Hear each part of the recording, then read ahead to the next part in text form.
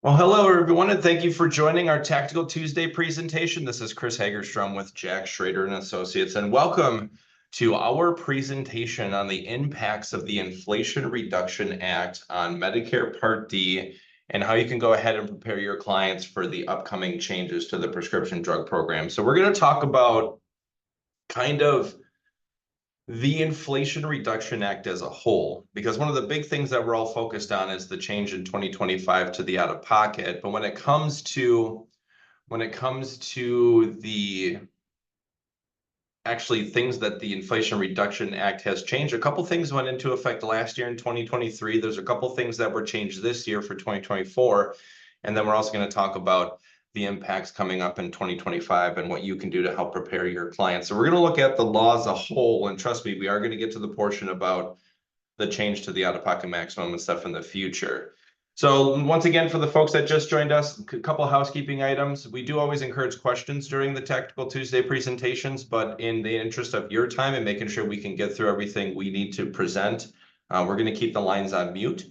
But I do have the chat open up, so if you have any questions as we go through the presentation, feel free to utilize the chat. Send it to myself. I'm the host for today's meeting. So if you want to send it to panelists and hosts, you can go ahead and get those at me. If you want to share them with everybody, that's fine too. But we'll try and get as much of those questions answered as possible before we get you guys off the line today. So with that, let's go ahead and get started. So what is the Inflation Reduction Act? Well, this was signed back in August 16th of 2022.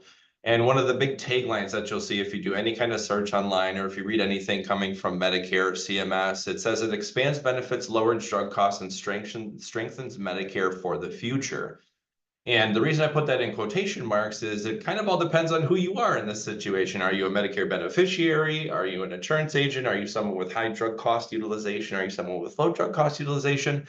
It's kind of a mixed bag, and I'll explain that more as we get into it. But essentially, a nice recap of what the IRA did is it put a copay cap on covered insulin. We've been experiencing that for the past year and a half.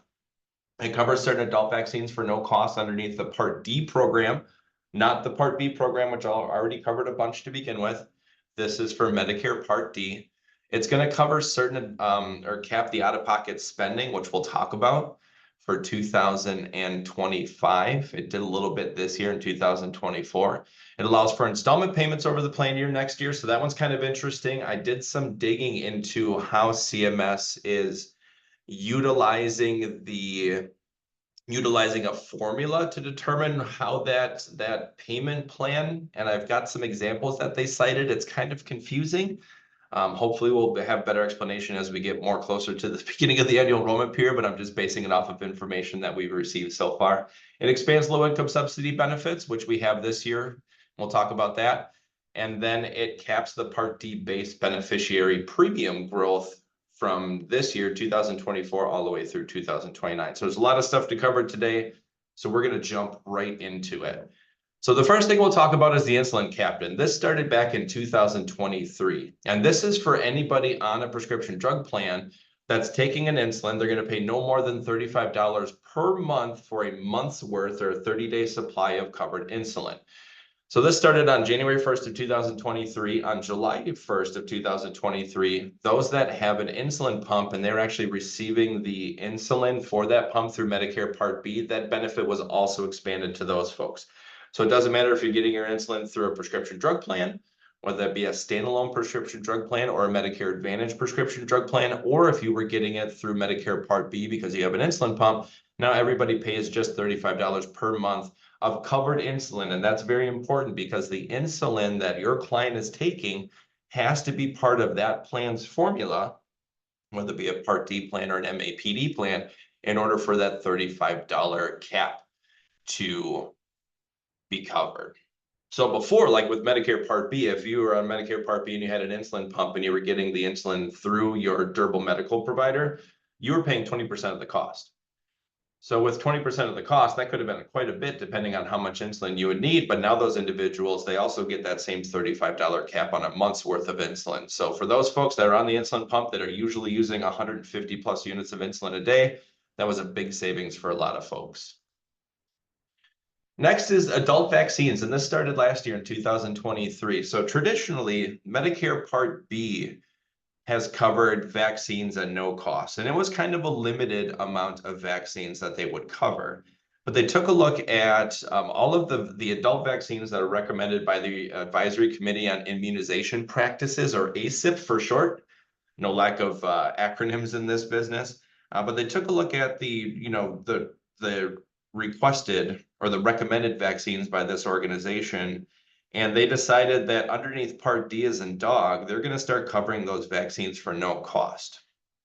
So when it comes to the list of the vaccines, we don't have the names of the vaccines themselves, but here's all the different vaccine conditions or conditions you could get a vaccination for. That's part of that list.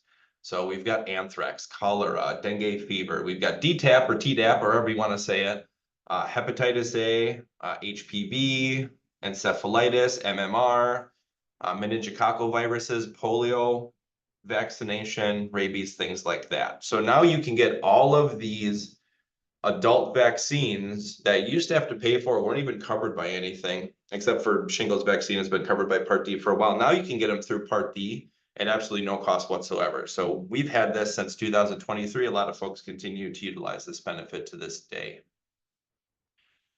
And let's talk about the out-of-pocket cap. I know it seems like we're going through this pretty quickly, but there's a lot of explanation when it comes to these. So for this year, for 2024, so this started January 1st of 2024, it placed an annual out-of-pocket cap on Part D drugs if you hit what's called the true out-of-pocket threshold, or the TROOP. You guys might recognize that from certification, summary of benefits, things like that. It eliminated the catastrophic coverage co-insurance. So there's still a catastrophic coverage phase for this year, but anybody who hits that $8,000 true out-of-pocket threshold, once they get to that, their medications are covered 100% for the remainder of the year.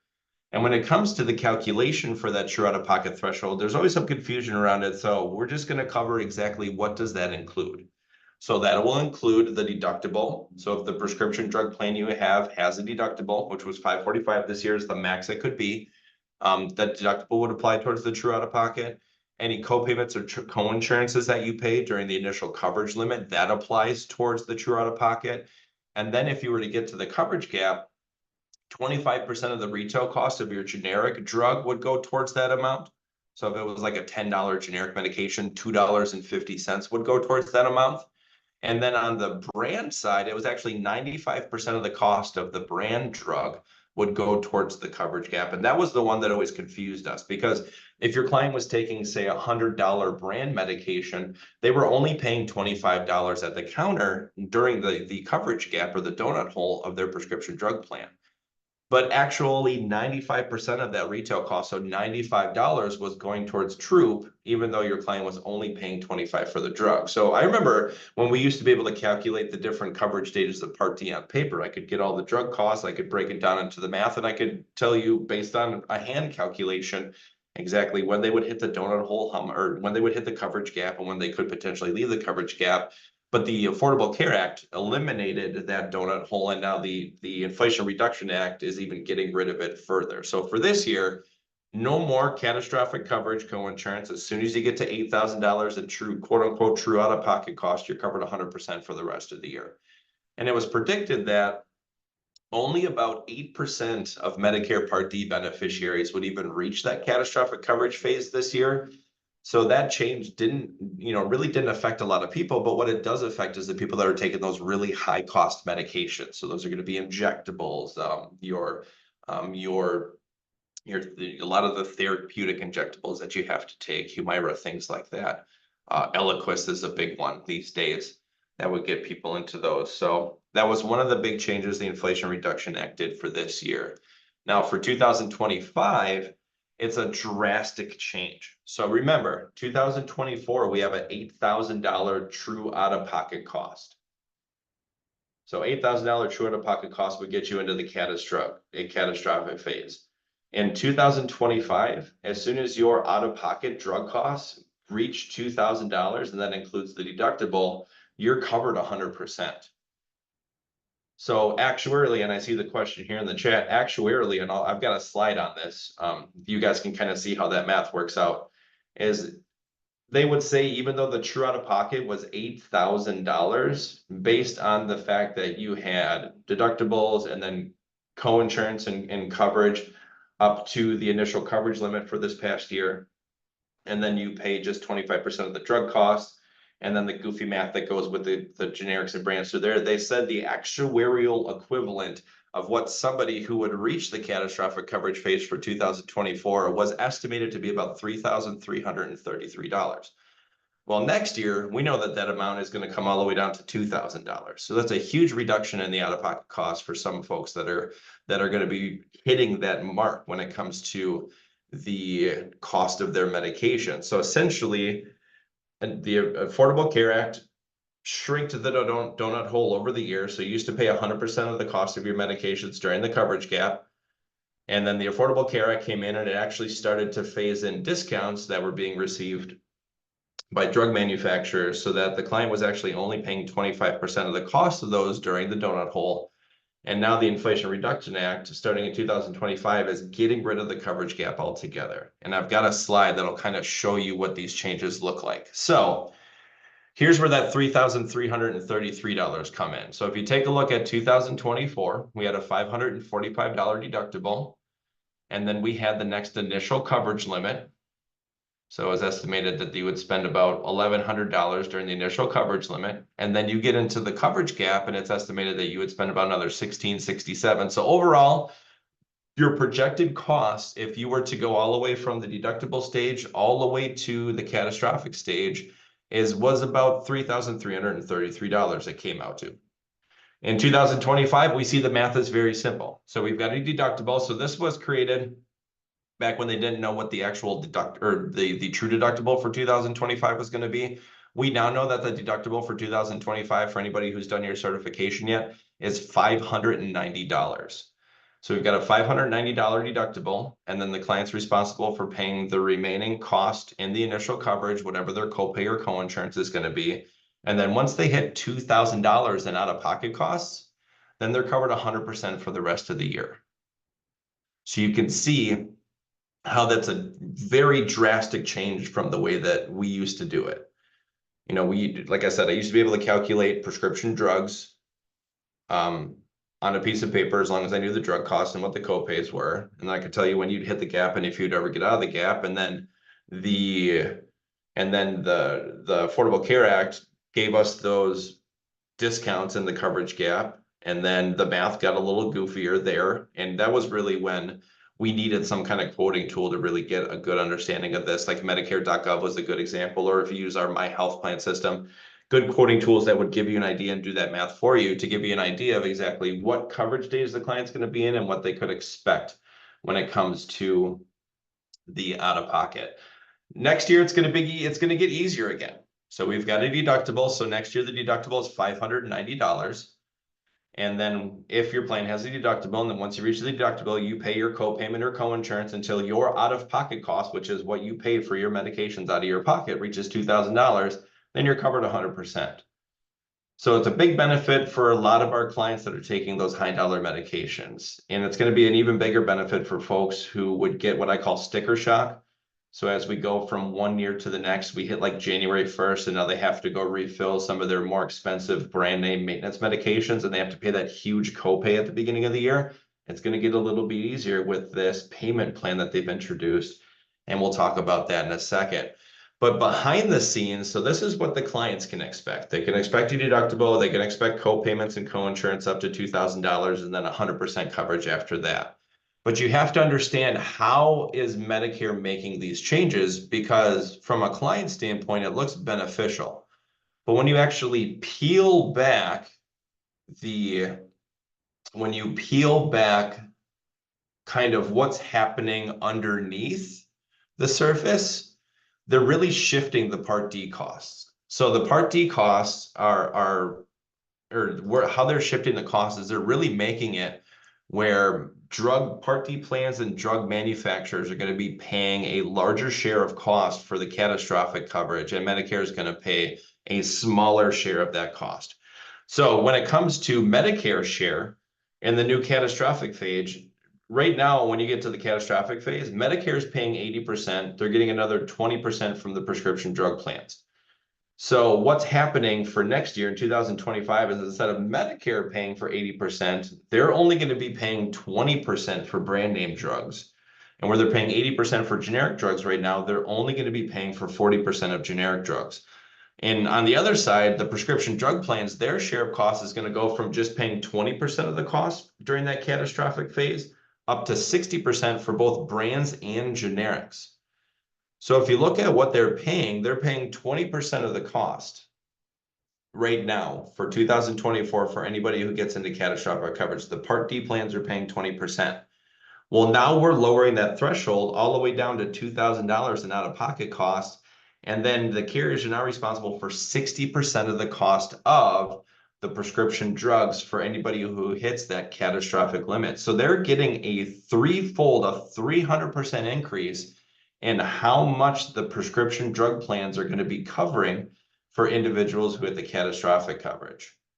And then drug manufacturers are now going to be required to provide a 20% discount on brand name drugs. And I've got this next slide kind of breaks that down for you. So you can see how this, with the passing of the Inflation Reduction Act, how the shifting of cost has happened from 2023 to 2024, all the way up to 2025. So there wasn't a really big difference from 2023 to 2024. 100% of the deductible is always on the Part D enrollee. That's going to be the orange bar. The initial coverage limit in both 2023 and 2024 is, and this is based on the base Part D benefit, is 25% of the cost goes towards the client in the form of copays and coinsurance, and then the Part D plans were covering 75%. And the coverage gap in 2023 and 2024, 25% of that cost is coming out of the client's pocket. 5% is coming from the prescription drug plans, and drug manufacturers were actually giving a 70% discount for anybody in the coverage gap over the past 2 years. And then when you get to catastrophic coverage, we used to have, back in 2023, the client was responsible for a 5% coinsurance. The prescription drug plans were paying a 15% cost. And then Medicare was actually picking up 80% of the cost of those medications during the catastrophic coverage. Now we get down to 2025 at the bottom. Once again, the deductible is 100% on the side of the client. They've got to pay that deductible if they have one. And then the initial coverage stays the same for the client. It's another projected 25%, whether that be through copay or coinsurance. But look at the big difference here in the initial coverage, as there's a 65% of the cost that goes to the Part D plans, where it was only 75% before. And now we've got drug manufacturers paying 10% during the initial coverage, where they weren't doing that at all before. And then you get to catastrophic coverage, and that's where you see that 300% increase. Carriers' Part D plans are now responsible for 60% of the cost of those drugs into the catastrophic coverage phase. They're getting a 20% discount directly from drug manufacturers, and then Medicare is only covering 20%. So, and I see somebody put it in the chat, this is going to be passed on to the consumer, and we're going to talk about that a little bit. When you take a carrier's responsibility from just 20% of the cost in the catastrophic coverage, and that's going to be, you know, the top, and I heard this from, who was that? I heard this from a carrier yesterday. I had a meeting with them yesterday afternoon. The top 1% of spenders on the prescription drug plan, so the top 1% of the highest drug utilization account for 30% of the cost overall, a total of the prescription drug plan. So now for those individuals, you have the Part D plans covering 60% on the catastrophic coverage phase. Man, it's going to get pretty crazy, and there's going to be some big changes, and we'll talk about those coming up. But as you can see, when it comes to the Inflation Reduction Act, our clients are going to benefit. Our you know, kind of high, middle to high, I guess is the best way to explain it. Our high, middle to high prescription drug plan or prescription utilizers, they're going to see a benefit. They're eventually going to get to a point where they no longer have to spend anything out of pocket when it comes to the cost of their prescription drugs. But on the back end, the carriers, the prescription drug plans themselves are now going to be more financially responsible for those individuals, and there's got to be a balance somewhere. So Medicare backed out. Medicare is no longer paying 80% during catastrophic. They've shrunk their share down to 20%. And they had to do so, just for the life of Medicare's sake. But when you have such a big shift in cost over to the Part D plans, the prescription drug plans, we're going to see some changes to the prescription drug plans in 2025. And I'm going to wait until we get to our last couple slides before we talk about what that's going to look like.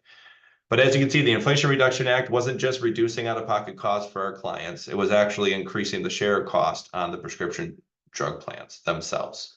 Big shift in cost. And that's going to be the main driver to any changes we see from 2000, and not any changes, the changes we see from 2024 to 2025. So here's what the new standard model looks like. It's a lot less confusing than it used to be. There's a lot less stages. There's a lot less things I have to put on this screen. It's very simple. 2025 Part D standard model, we've got a $590 maximum deductible. And then once you get through the deductible, you get to the initial coverage level, initial coverage limit. The initial coverage limit is $2,000 in out-of-pocket costs. So, and that's going to be in the form of copays and coinsurance. Once you get to that $2,000 in out-of-pocket costs, you as a Medicare beneficiary, your clients as Medicare beneficiaries are going to be covered 100% after that. So Part D, it's hard to explain it right now if you want to get in, like if you've got a client who's an engineer that's got to know everything, it's really difficult to explain to them exactly how the different coverage stages of the prescription drug plan works, especially once you get to the coverage gap and how they handle discounts and things like that. Now it's very simple. Deductible, you've got an initial coverage limit, out-of-pocket limit of $2,000, and then you're covered 100%. So that's what it's going to look like for this year. Another thing that they came out with is the Medicare payment plan, or Medicare prescription payment plan, MPPP or M3P, they're calling it.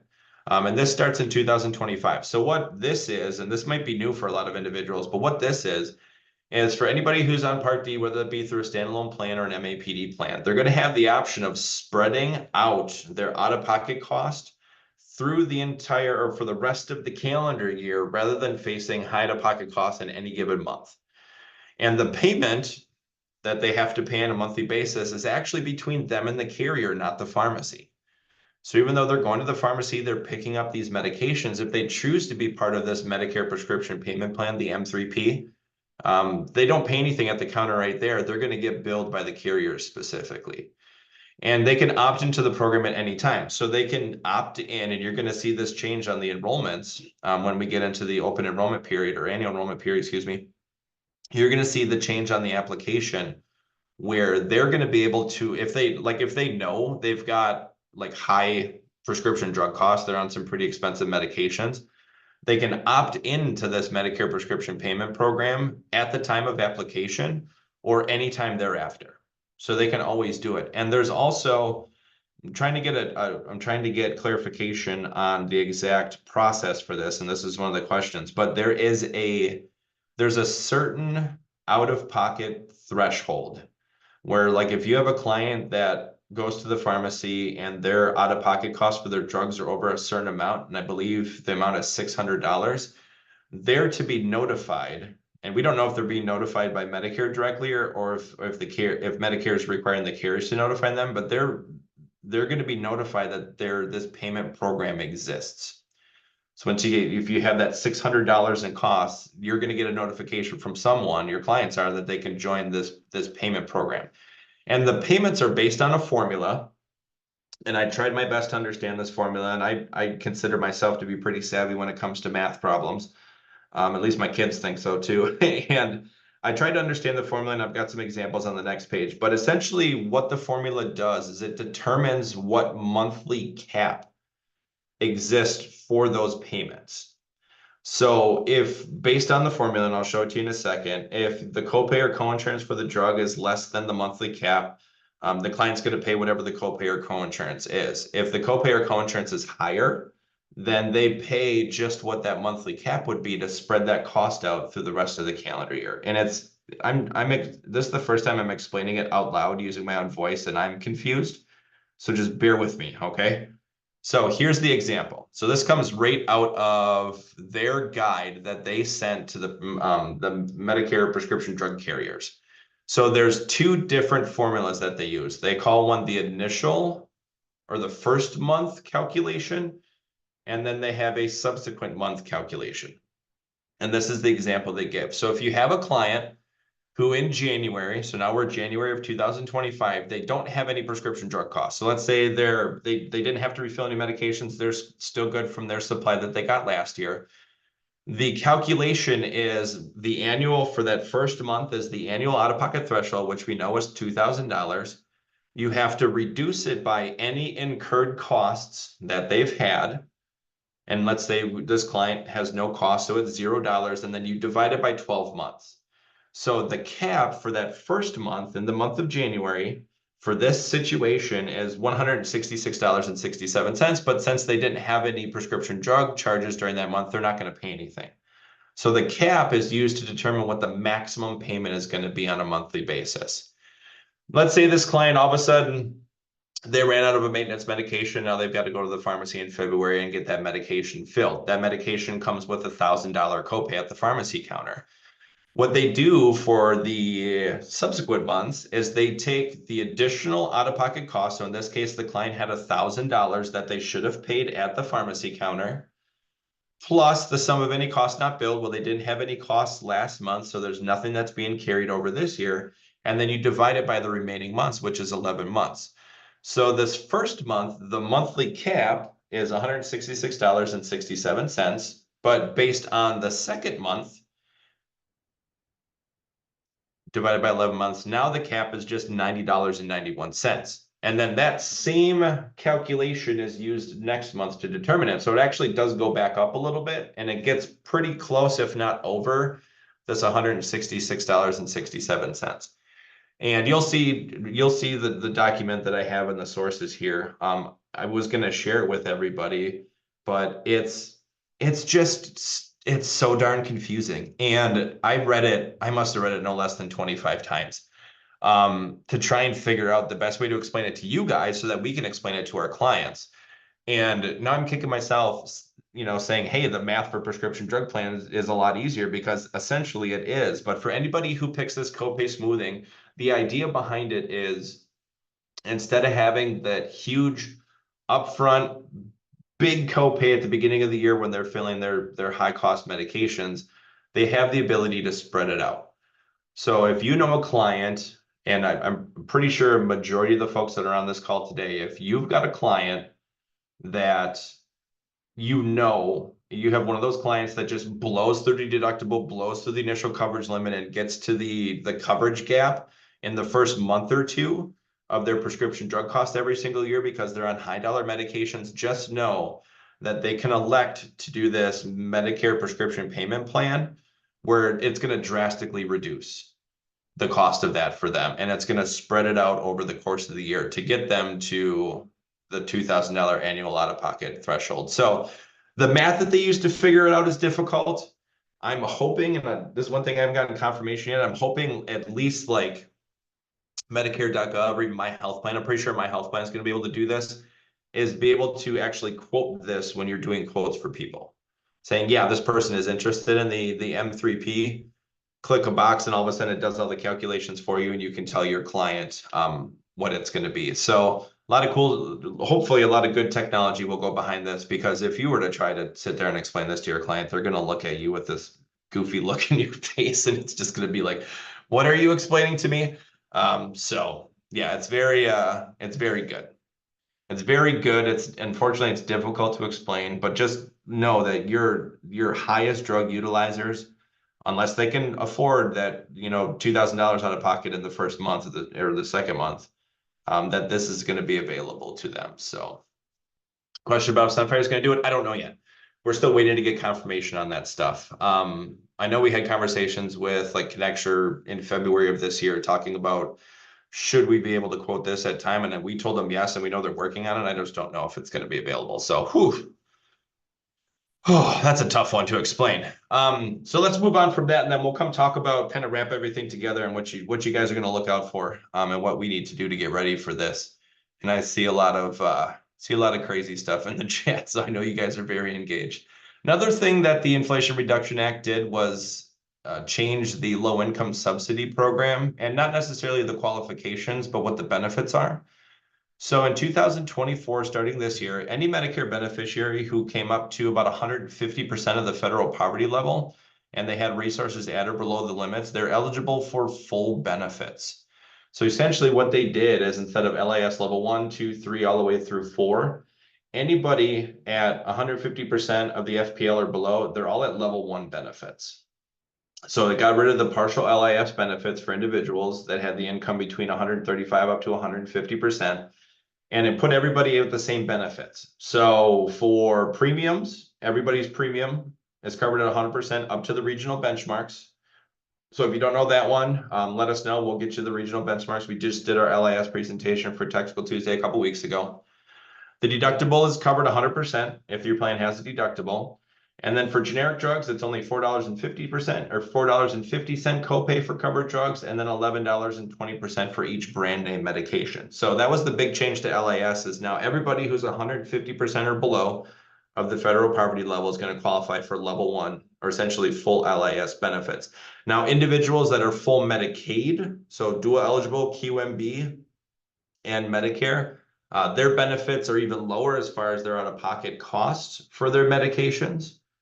But for anybody who doesn't have full Medicaid, they just, happen to be 150% or below, qualify for LIS. They're treated like level 1 LIS, so they get all these benefits here. So that was a big benefit at the beginning of this year.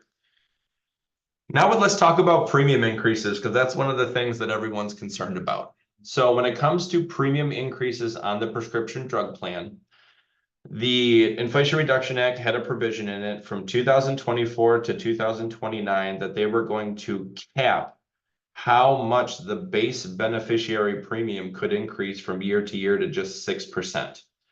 So what happens is every year, and we know Part D premiums all over the place. There's some standalone Part D plans that were 0 this year. There's some standalone Part D plans that are north of $100. But when you take a look at all the different plans that are out there, and you average them out on a national basis, they come up with the base beneficiary premium. And this is what's used to calculate a late enrollment penalty. So if your client's paying a late enrollment penalty for Part D, that calculation is based off this base beneficiary. So the cap for this is that it cannot be increased no more than 6% from year prior. So if you do the math, and last year it was $32.74 in 2023. This year it's $34.70 in 2024. That is a 6% increase. So it was capped from 2023 to 2024 at 6%. So the base beneficiary premium is $34.70.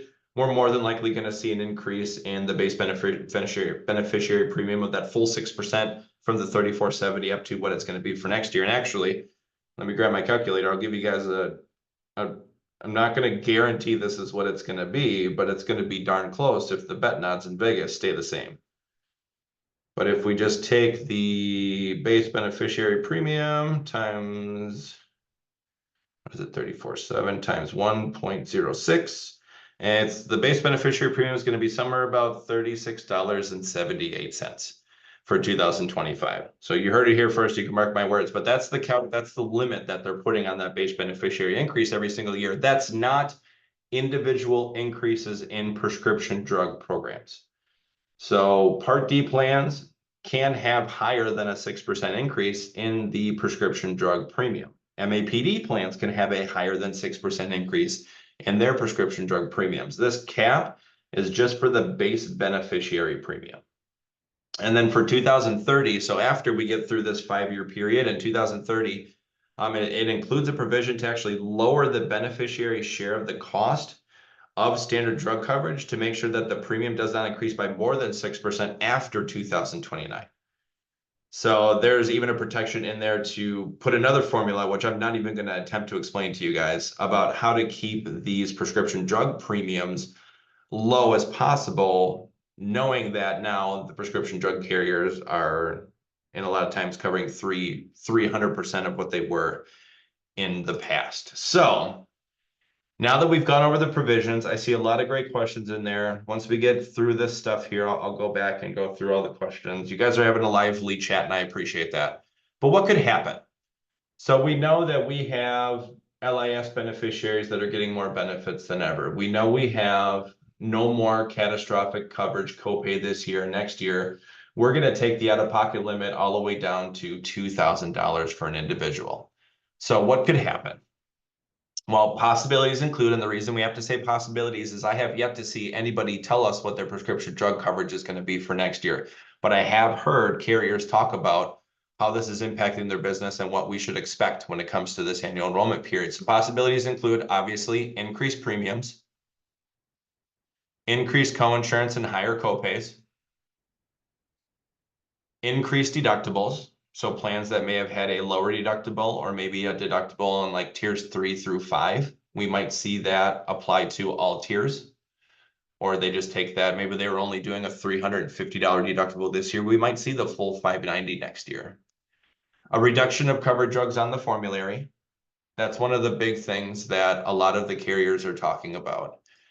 Reduction of Part D options, where we might see some plans just get out of the business altogether. We might see carriers that offer 3 prescription drug plans go down to 2 or maybe even just 1 option. An increase of non-commissionable plans. I've got a couple more things we talk about, but you have to understand that the Inflation Reduction Act, it's saving Medicare money on the Part D side because essentially it's just limiting Medicare's exposure to Medicare beneficiaries' prescription drug costs. It's putting a lot of that responsibility, especially for the high cost individuals, the high utilizers, on the insurance company. 300% increase from 20% to 60% in the catastrophic phase, a 300% increase that carriers now have to cover. So for them to offer prescription drug coverage on a standalone and an MAPD side, they're talking about things like increased premiums. We got to increase our premiums. We got to increase our coinsurance. We have to have higher copayments. We're going to have to increase deductibles. We're going to have to reduce drugs that are covered on the formulary. And somebody just asked, where did you hear that? Well, they've all been mentioned by carriers in the past 5 business days to me. So it's happening. We are going to see an increase of premiums. We are going to see an increase of coinsurance, and not necessarily the coinsurance amounts increased, but more tiers having a coinsurance instead of a copay. We might see higher copays. Our favorite plan that offered $0 tier 1 or even $0 tier 1 and tier 2, we might see $1 tier 1s, $3 tier 2s, $5 tier 1s, $10 tier 2s. So they're going to try and balance that out. We're going to see increased deductibles. Instead of some plans no longer apply towards the or some tiers no longer apply towards deductibles, we're probably going to see all tiers apply towards deductibles.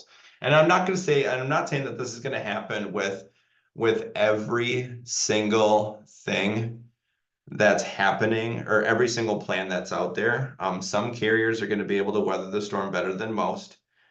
Some carriers, I know carriers are still striving to have 0 premium MAPD plans. We've already seen some first looks from a couple carriers. I think we have Devoted, and there's another one that just came out. Cigna, I think, has their first looks out. They still have 0 premium plans that are out there. But what we've been told is that individuals that have standalone prescription drug plans are probably going to see the biggest change because they're going to have premiums. And like exactly, somebody just commented, WellCare 0 premium, bye-bye. More than likely, yeah, that 0 premium plan, they've got to do something to it in order to handle this huge shift of financial responsibility in the prescription drug program. So that is a great thing to think about, is we have the 0 premium WellCare plans that are out there. So, and I'm not doing this to scare you. I'm not telling you this because I want you to go yell at everybody and, send your congressman or whatever a strongly worded letter. This is going to affect all Medicare prescription drug plans, all MAPD plans, all standalone prescription drug plans. The one that concerns me the most is the reduction of covered drugs on the formulary. So I don't know, I believe this is covered in AHIP and a couple other carriers, specific ones. But prescription drug plans, whether it's an MAPD or a Part D, they're required to cover 2 medications per therapeutic class in order to have a formulary that's acceptable. Almost 99% of the formularies that are out there blow that out of the water. They cover as many medications in each therapeutic class as possible. There's only 6 therapeutic classes where they have to cover all medications available. Other than that, it's up for the carrier to determine. And the carriers have been very generous ever since 2005 into 2006, when Part D was released, of having a good list of medications that are covered. But we're going to see some carriers take a hard look at their formularies and be like, you know what? This medication costs us a ton. It's going to push people into that over $2,000 of out-of-pocket costs. And we've got better alternatives or less expensive alternatives available. We're going to see some of those medications be removed for the formulary. Do we know exactly which ones? No, we don't. We will know once October 1st hits.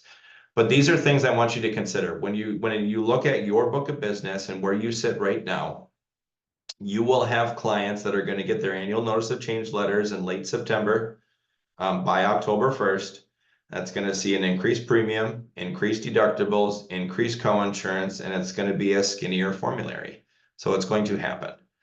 We're going to see some of those changes. We're also going to see, once again, on the standalone Part D side, we're going to see a reduction of options, and we may potentially see an increase of non-commissionable plans that are out there. A couple other things to consider when it comes to this is what's going to happen to group coverage.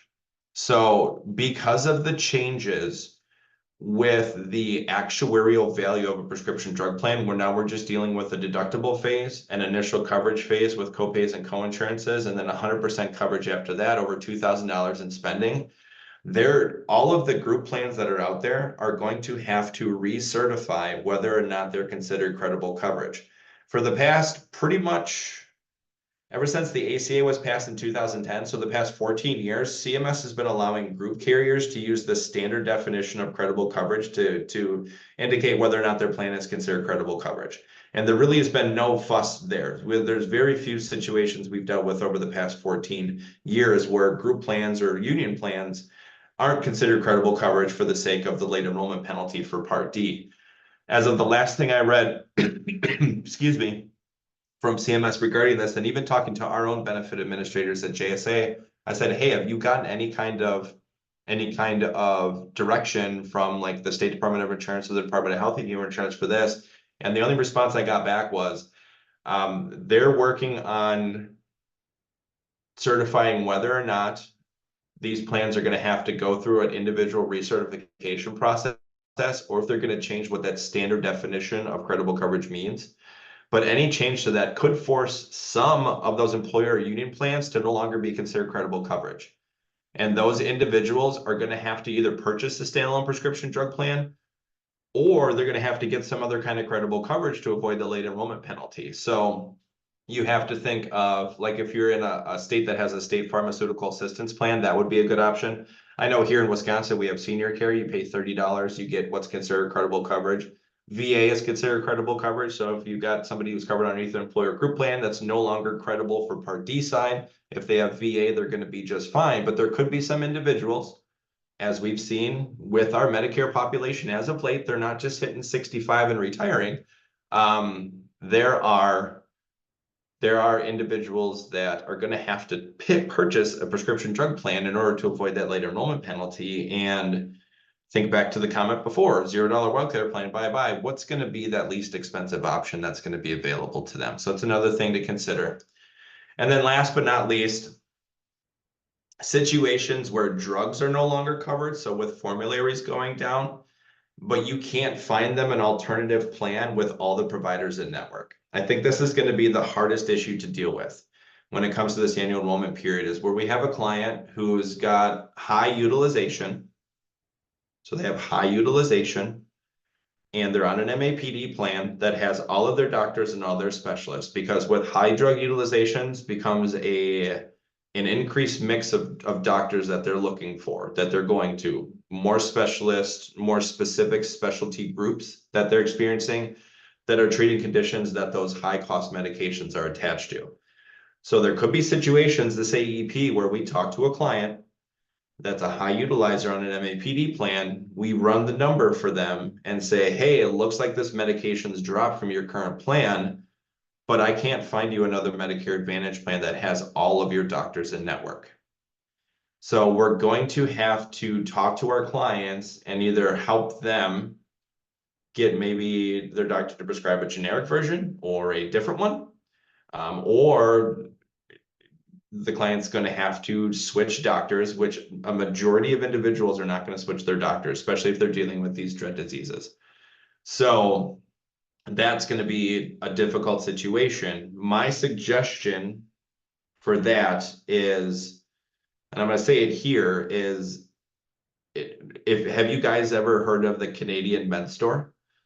So Canadian Med Store would be a good option because they'll be able to get the prescription drug plan, the prescription drugs that are no longer on the formulary from Canada at a reasonable price. And it's a very simple process. You fill out a form online. It's actually pretty simple. But you could guide your clients that way to help your clients get their medications covered there so that they can continue to have all of their doctors covered in network. So we are going to have to think outside the box for these individuals. Yeah, somebody just said finding new doctors is like climbing up a mountain looking for a diamond. Absolutely. So that's going to be difficult. And I think we're going to run into those situations. I just want to make sure that everybody is prepared for anything that could possibly happen when it comes to Canadian Med Store is not covered under E&O, but once again, it's not an insurance product. It's just a suggestion. Hey, have you ever thought about getting some of your drugs from Canada? Go to CanadianMedStore.com and you fill out a form. It's actually really easy to use. So yes, buying drugs from Canada is legal. Don't have to worry about that. So what should you do? First and foremost, number one, it's July 2nd. I better not forget that. It's my daughter's birthday. Get certified. So a lot of the things that we talked about in our presentation today, it's going to be covered in the carrier process, included AHIP. So some of the things we talked about is included in AHIP. And then attend rollout meetings. So we should start getting some first look benefits anytime this month. So this month we should start getting first look benefits. I know we've got a lot of rollout meetings coming up in the next 2 weeks that a lot of our folks at JSA are going to be attending across the country. Well, we're going to get first look benefits. Make sure you take a look at those first look benefits. Usually after July, so as we get into August, it's a good time to go to those rollout meetings. So I'm going to recommend and suggest that if there's a rollout meeting that's happening either in your area or for your area online, that you go ahead and you attend those rollout meetings to get a good explanation of what's going on. And then this year, more so than any other year in the past, because of the changes to the prescription drug plans, because of the shifting of cost of who covers what, when, we're really going to have to take a look and shop everybody. Anybody who has a prescription drug plan, whether that be a standalone Part D plan or an MAPD plan, they can expect a change in their coverage. And they're going to be calling with questions after receiving the annual notice of change. So we're going to have to shop everyone. And on average, according to the Deft Research Shoppers and Switchers survey that they do every single year, it's about 22% of all Medicare beneficiaries shop their coverage during the annual enrollment period, but only about 11% on average actually change their plan. This year, it's projected that about 77% of Medicare beneficiaries are going to shop their coverage, and about 25% are going to be switching their coverage this year because of these changes. So it's going to be very busy for us. It's going to be a very busy time to make sure that our clients, our current clients, are going to be set up with the best coverage that they can possibly get. And that's before we even start talking to individuals that are looking to get into their Medicare or make a change for the Medicare this year. So this is going to be very hectic from a shopping standpoint. JSA has known this. Ever since the Inflation Reduction Act was passed in 2022, we knew that this AEP was going to be the most hectic AEP out there. So what we've done is we've partnered with a company called RetireFlow, and you guys might have been hearing about them in the socials. We are going to have RetireFlow available through My Health Plan for this annual enrollment period. We're actually looking to release it in the next couple of weeks here.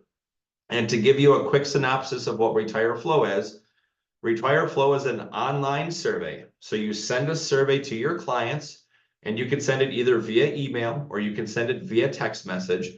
But you send your client a survey, they click the link, there's no logins or anything that they have to remember, they just click the link, they can enter their own drugs, enter their doctors, enter their hospitals, enter their pharmacies. They're going to click a box saying, yep, I give you permission to contact me. It's going to complete the scope of appointment form for you. And then it's automatically going to update their profiles in My Health Plan with all of their new stuff. So it's a 13-question survey. It takes about 8 minutes to complete. I've seen it, a demo of it a ton of times, and we're going to be doing demos of it over the next few. We're pretty much all the way up until October 15th. I think we're going to have demos for this. And it's going to make your life a lot sooner. Now imagine you go to my health plan, you grab your clients, you send them out the survey for them to fill out, and you can do that at any time. Send them the survey to fill out, they fill out the survey, and you start setting appointments with those individuals to meet with them after October 1st to talk about their 2025 plans. Imagine not having to have that 10 to 15 to 25-minute conversation to go over all the medications, doctors, hospitals, go through the scope of appointment form. That's already done for you even before October 1st rolls around. So it's a huge benefit. It's going to be an extraordinary tool. The biggest question that we get is, but how much does it cost? Well, I've got some great news for you. As of an hour and a half ago, I finally got an email that we are going to be able to offer Retire Flow at a crazy discount. The regular price of Retire Flow is $60 per. You can go buy it right now. You can buy it right now if you want to. You don't have to wait for us to release this through my health plan. So the regular price is $59.99 per month. We've been able to work out a deal, and the deal started for anybody who was at Destination Medicare. Dalton from Retire Flow was with us, and we had a meeting with them behind the meeting room at Destination Medicare. And we came up with an agreement right there, shook his hand, and within 5 minutes, he was on stage. So we have a very good discount with Retire Flow. Our exclusive price is just $30 a month for Retire Flow, or if you want to pay for the entire year, it's just $299 annually. This is only available to JSA partners. You cannot get the discount for this system anywhere else in the entire country. So we have a discount available exclusively for JSA to get the Retire Flow platform. It's built directly into my health plan. It's going to sync and integrate and update your profiles, and it is going to save you a ton of time this annual enrollment period. So we're going to be having some more information come out about that in the next couple of days. You guys, this is the first time that you're hearing about this discount, that anybody in the entire country is hearing about this discount, because this is only exclusive to JSA. No other agency out there is going to be able to get this. So this is a per user fee of just $30 a month. So you write one prescription drug plan with the increase of those commissions, it's going to pay for a couple months already. Write 3 prescription drug plans and boom, it's covered it. So we tried to get it as we tried to make sure the discount was worth it as much as possible. We got it down to half the cost. You're not going to get that anywhere else. So get ready. This is what I want you guys to do. So now, here in the month of July, I want you to take a look at your book of business and add carriers.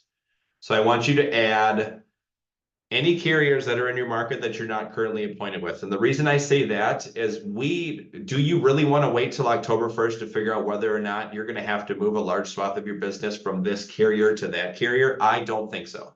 So add carriers right now while you still can. Certification for 2025 is released. Now's the perfect time to do so. So if you've got 6 carriers in area and you've got 4 carriers you're contracted with, pick up those other 2, because you don't want to be left scrambling October 1st after we can start quoting all these plans to realize, oh no, I need to add XYZ carrier, or I need to add ABC carrier. So make sure you're adding carriers now and give us a call. We can help you with that. Go ahead and complete your certifications.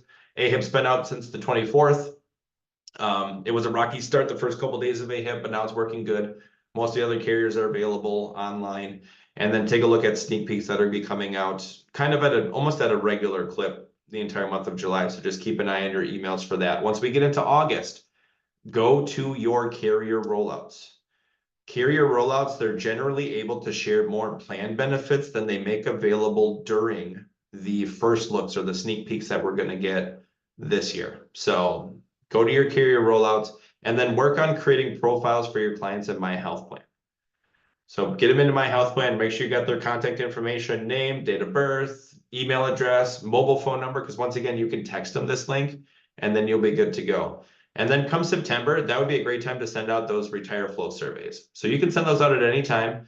It'll go through, it'll ask them to update their drug list, it'll ask them to update their doctors. It does not include any benefit information, so it doesn't matter if it's before October 1st or after. Send out those retire full surveys, get those done, start scheduling your one-on-one meetings for October 1st and beyond, and do your best to make this AEP go as smooth as possible. Do your best. Because it is going to be hectic. And it's, once again, all carriers are affected by these changes. So if one carrier, you get information from one carrier and you don't like what you see, well, just wait for the next carrier to disappoint you. So it's going to be kind of nuts when it comes to shopping this year. So we got you guys the best tool in the industry to do it. Do it through My Health Plan, utilize RetireFo. It's only $30 a month. That's the deepest discount. You can't find that anywhere else. So thank goodness you're partnered with us. And let's make sure that we have a good AEP this year. Help our clients understand the changes, help them understand why they're seeing an increase of costs, or how come they're only going to have to pay $2,000, or how I don't have to pay my full copay in the first of the year. I'm just going to get billed. How does that work? We've got a lot of education to do to make sure that our clients are going to be available.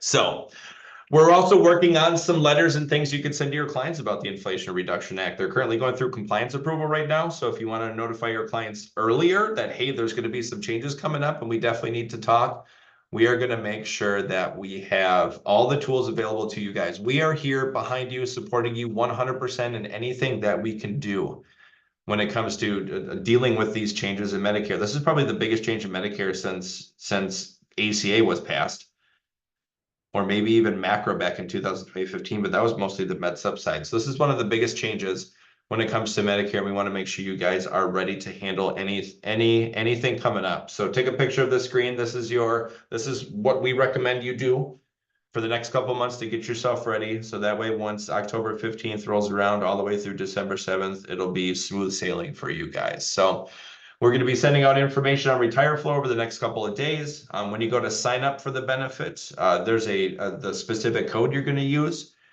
And we're going to be sending out that code to everybody here once we know exactly what that is. Like I said, about an hour and a half ago, I got this email. Well, 2.5 hours ago, I got this email about what our price is going to be, and my jaw hit the floor. So I'm happy for you guys that we're able to work that out for you.